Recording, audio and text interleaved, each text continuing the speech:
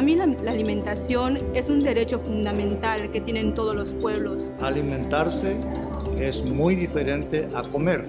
Food defines us as a people through our culture.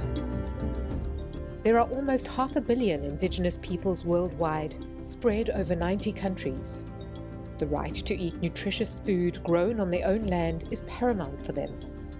But their land and their resources are at tremendous risk from dispossession, pollution, and climate change. IFAD is at the forefront of working with Indigenous groups, recognizing them as stewards of our natural resources and celebrating the value of their ancestral knowledge.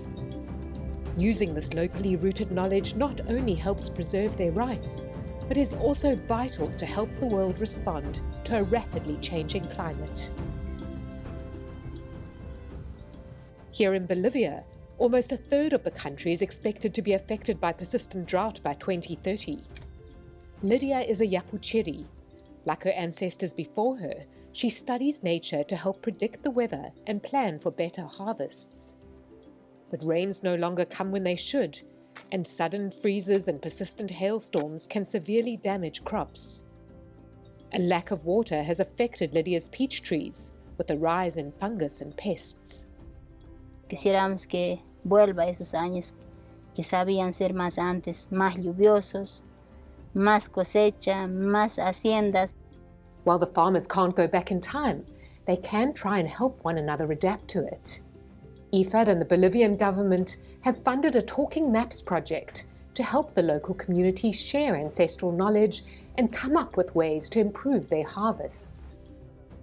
Estamos en tiempo de sequía y hay muchos desastres naturales, se podría decir, y ellos necesitan planificar, pero de acuerdo a sus ideas, de acuerdo a sus conocimientos de ellos.